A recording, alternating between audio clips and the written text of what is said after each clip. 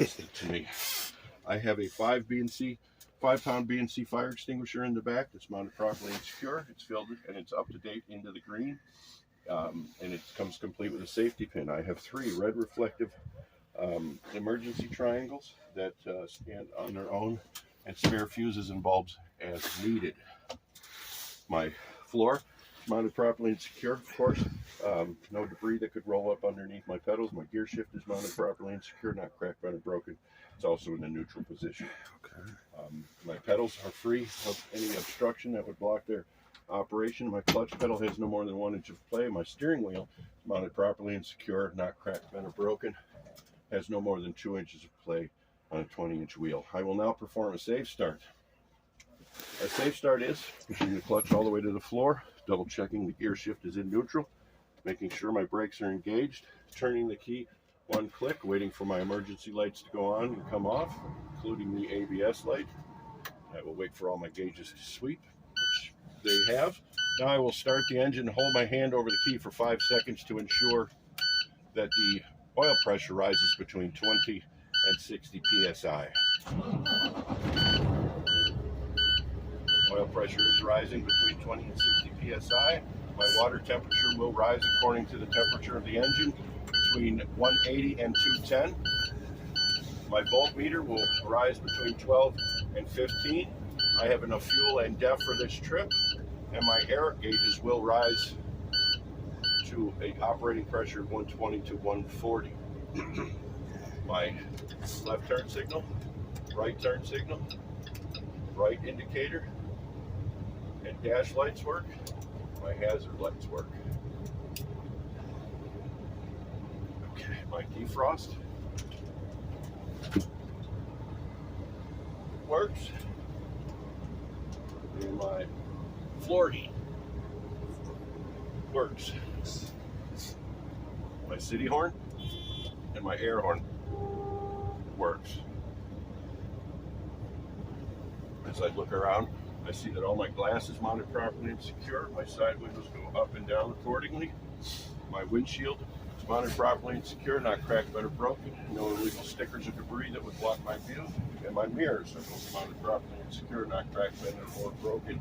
They are free of illegal debris or stickers that would block my view, and they are adjusted to meet my windshield wipers. Mounted properly and secure. The arms are not bent, cracked, bent, or broken, and the blades are not worn, torn, or frayed. They hold the proper tension against the windshield. The windshield wiper fluid sprays evenly, and the wiper blades clean the windshield evenly.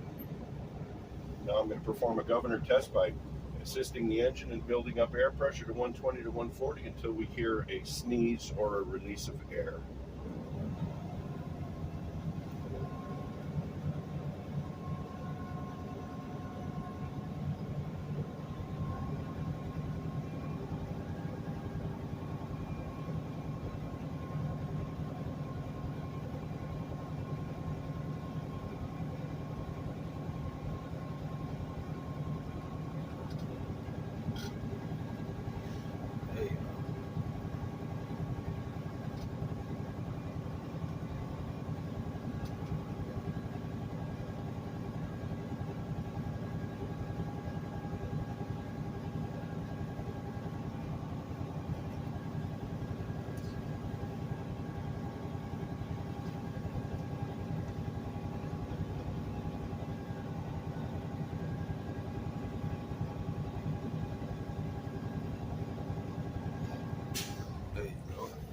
That test was successful. Now I'm going to put the vehicle into a low gear.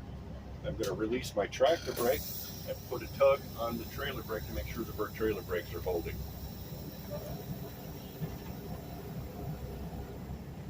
That test was successful. Now I will engage the tractor brake, release the trailer brake, and tug again to make sure that the tractor brake is holding.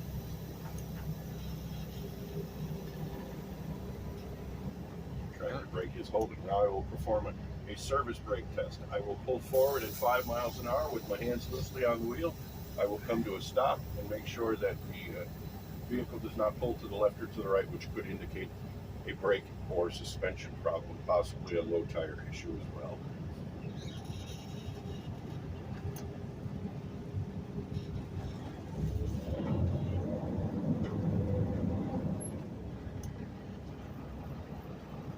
came to a smooth stop.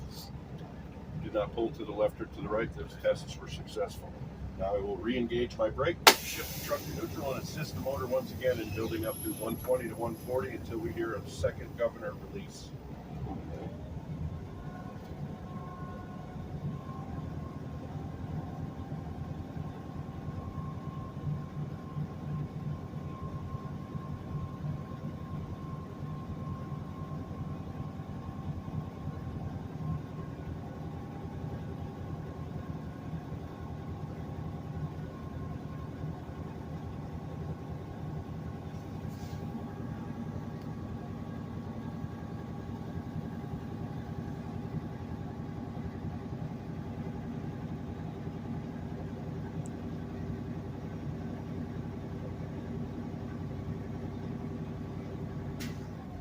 The test was successful. Now I will once again put the vehicle in a low gear.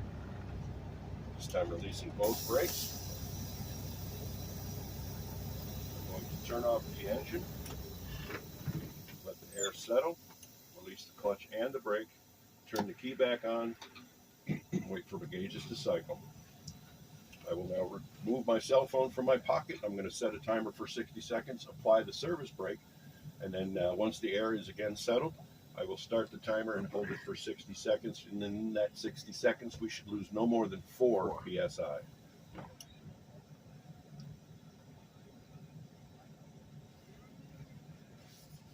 Starting the timer now.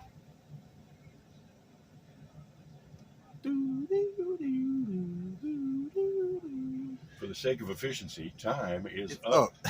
I've lost no more than 4 PSI. That test has been successful. Now I will begin my first fan down test to activate the low air alarm, which should come on somewhere before 60 PSI.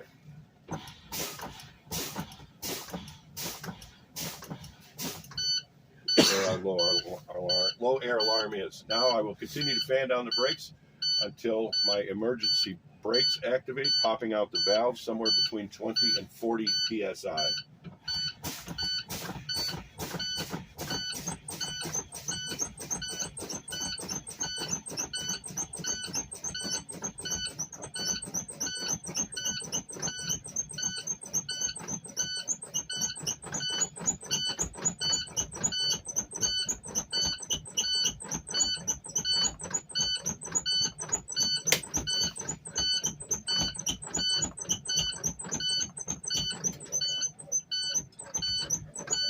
Come on, yellow.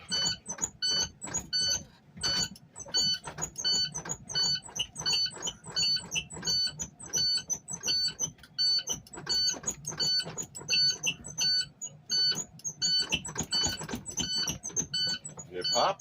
No. I hate to say it, ladies and gentlemen, the truck just failed the brake test.